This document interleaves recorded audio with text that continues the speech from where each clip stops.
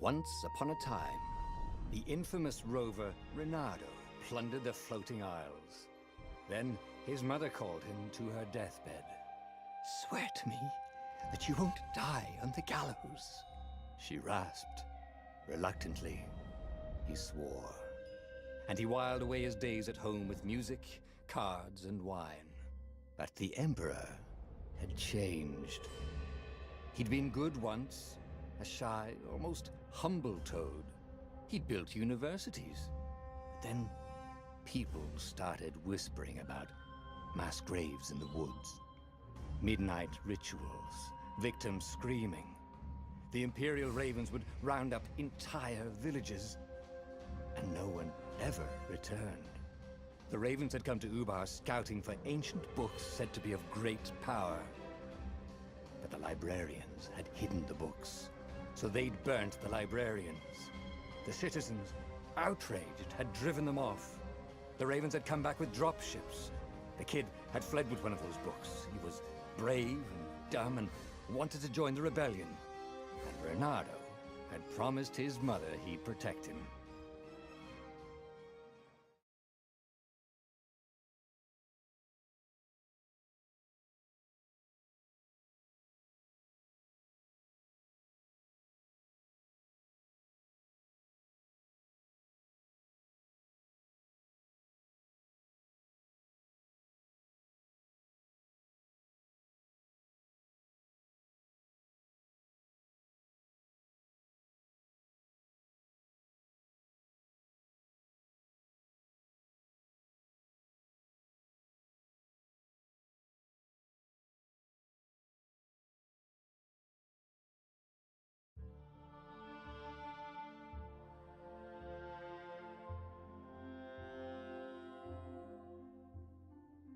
The kid was looking down, watching his city burn.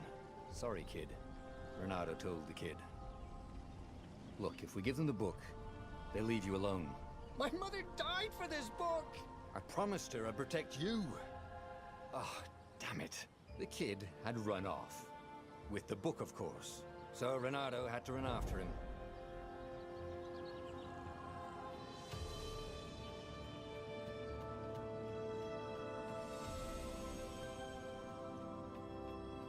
The two Ravens were staring at the kid like he was their dinner, which probably was what was in their tiny brains. "Hey," Reynardo said. They cocked their heads at him. "Pick on someone as ugly as you." Wait, that didn't come out right. "For the Emperor!" The Ravens cawed and rushed at him.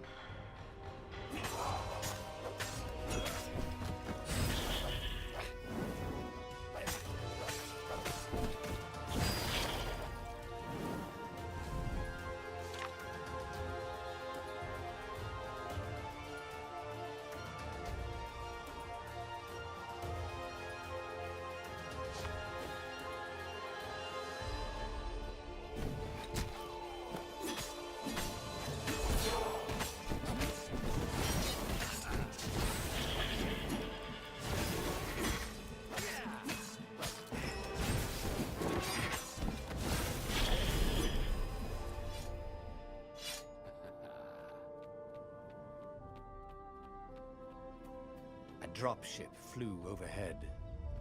He hoped they hadn't noticed him. The kid.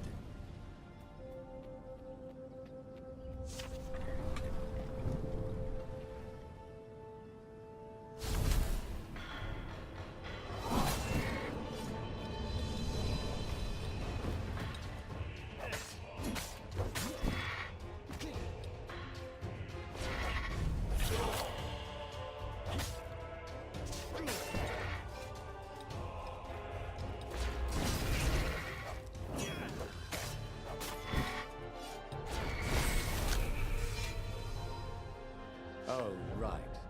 The Gate of Heroes. Someone's idea of a joke, making the Skyship docks a gated community. You needed a hero's sword to open it. And the kid was on the other side of the gate. Who let you through? Promise me you'll take the book to the rebels, or I'm gonna steal your ship.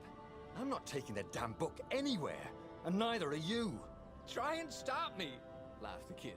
I bet you don't even have a hero sword. And with that, the kid hopped away. Had to hand it to the kid. He was an idiot, but he had guts. Where was Renato going to get a hero sword?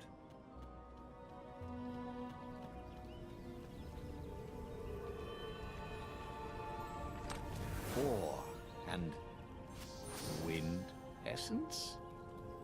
That sounds about right. Perfect.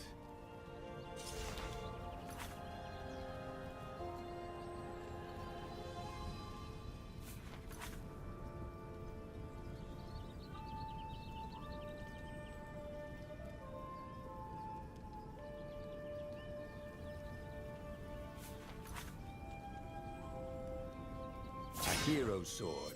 QED.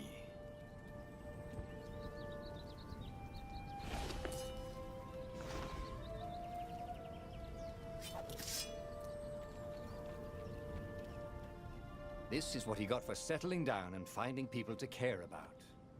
The kid's mum had been a swell cook, and she'd laughed at Renato's jokes, even when he didn't know he'd made one. And the ravens had come to burn her. And she'd made him promise to protect the kid. But she never told him where the book was, just the kid.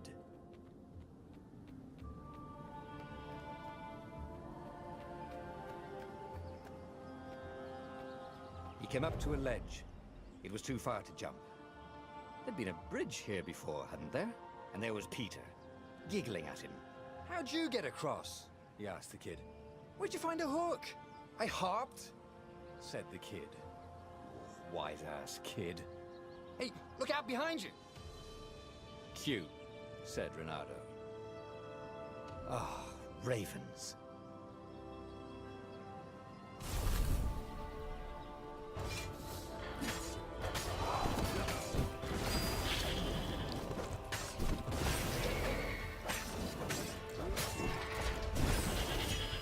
It was time to talk some sense into the kid. Just hook his way across the ledge and chase the kid down. Thing was, he hadn't used his hook since he'd retired. He'd done it. Maybe if he meditated at that altar there, he'd remember his old skills.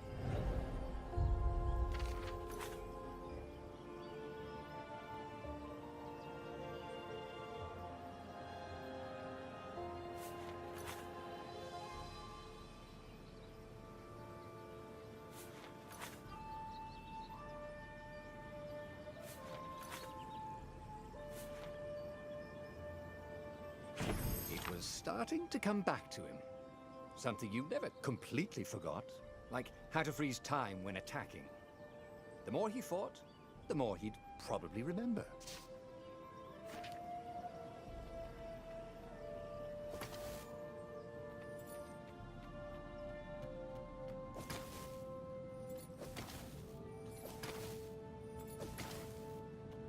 And there was the Farfarer.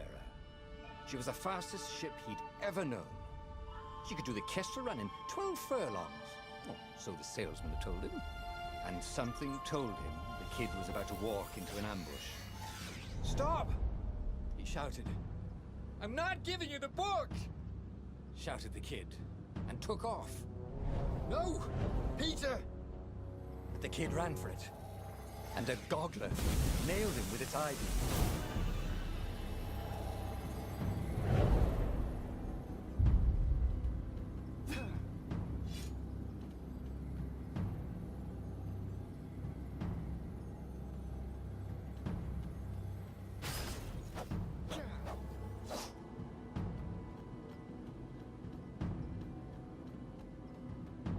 The book was unburned. Next to it were the buckles from the kid's shoes, and a kid-sized pile of ashes. Damn it. Why hadn't he lied and told the kid he'd take the book to the rebels? The kid would be alive now. Really pissed off and betrayed, but alive. Oh, damn it. Renato picked up the book. He couldn't let the Empire have it now. He was going to have to get it out of there. He'd be a wanted man. Probably have to join the rebellion just to have a place to dock. Well, he'd hated home life anyway.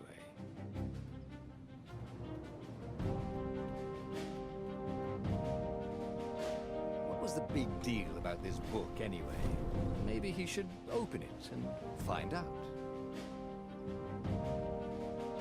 All that had been years ago. How many? The war was a blur, and now 3 Raven scout ships were chasing him. Where are you running, rebel? Cawed the Raven captain over the loudhailer. Renato could see them cranking up their catapults. Just going out for milk? Renato yelled back. Where can you run? Laughed the Raven horribly. Far behind him, another city was burning. The dark cloud above its island was thousands of Imperial ships. The fleet was doing a thorough job. Take us to the rebel base! I will spare your life! It cawed. The entire jury-rigged rebel fleet was only a few islands to the east. Beyond that were only the pillars of heaven. A sea of endless blood-colored tornadoes. The rebellion was out of time. Unless Renato could bring a game-changer. Maybe he could. Renato had found out where he could find the pieces of the Sky Ripper, the legendary weapon that had exiled the lost gods.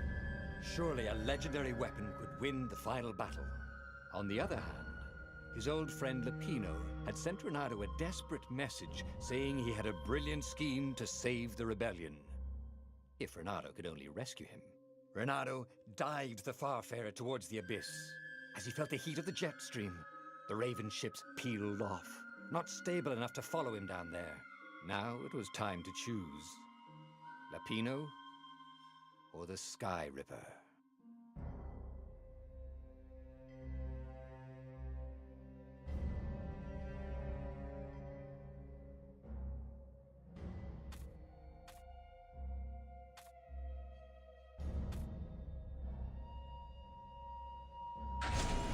Every child knew about the Sky Ripper. The Transcendent Emperor had buried its pieces. What could have brought them to light? This Emperor, Isengrim III, had once been kind, but he'd gone mad. And now he was conducting secret, obscene rituals to bring back the lost gods.